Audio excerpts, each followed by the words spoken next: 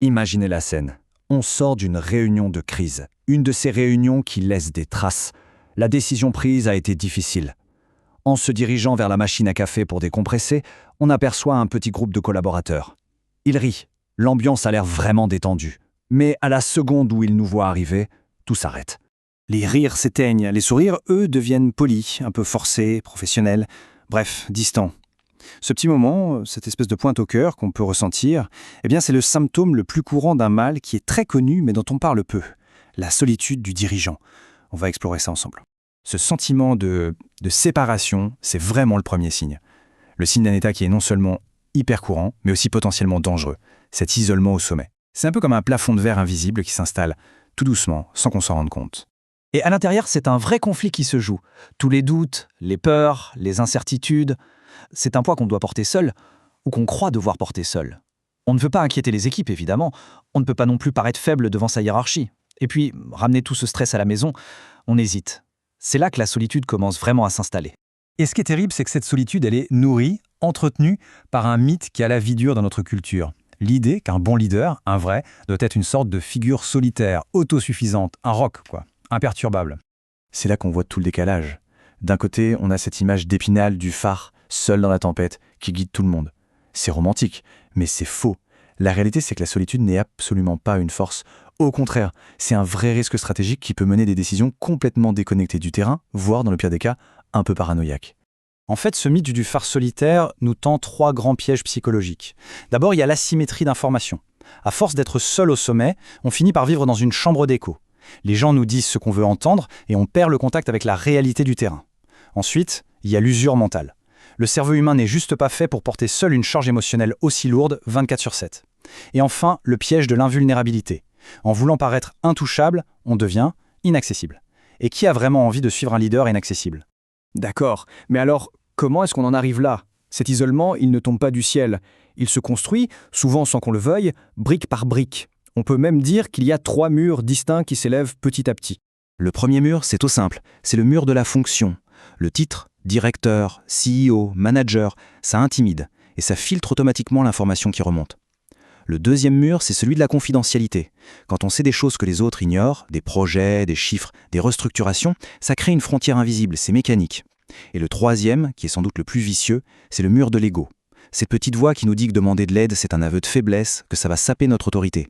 C'est une croyance totalement fausse, mais très puissante. Finalement, le diagnostic est assez simple, et il tient dans cette phrase. Si, en l'entendant, on se dit qu'il n'y a personne dans notre entourage professionnel à qui on pourrait dire ça, je ne sais pas quoi faire, alors oui, il y a un danger. Et le danger, il est double.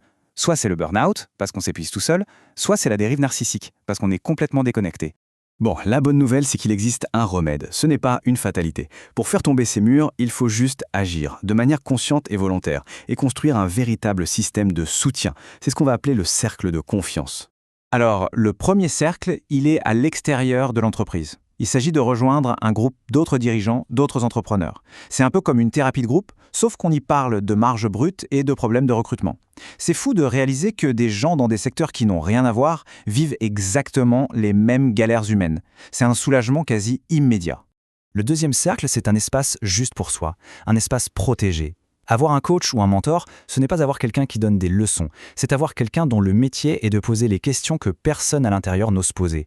C'est vraiment le seul endroit où l'on peut enlever l'armure et dire « là j'ai peur » ou « je suis perdu » sans le moindre jugement. Le troisième et dernier cercle, lui, il se construit en interne. Ça consiste à oser, de temps en temps, partager une partie de ses doutes avec ses collaborateurs les plus proches. Attention, il ne s'agit pas de tout déballer, mais de faire preuve de ce qu'on appelle la vulnérabilité sélective. Loin d'être un signe de faiblesse, c'est une immense preuve de confiance. En partageant le doute, on partage la responsabilité. Et c'est là qu'on soude une équipe. On passe du jeu qui décide seul au nous qui trouve des solutions. Et voici une action toute simple, très concrète pour commencer à bâtir ce pont en interne. Le déjeuner sans filtre. L'idée, une fois par mois, on déjeune avec une personne de l'équipe qui ne nous rapporte pas directement. Le but, ce n'est pas de faire un point de travail, mais de reconnecter sur un plan humain. Et on pose des questions simples comme « Honnêtement, c'est quoi le truc le plus absurde qu'on vous fait faire ici ?» Le simple fait de rire ensemble de quelque chose, ça peut briser des mois de distance. C'est une vraie bouffée d'oxygène.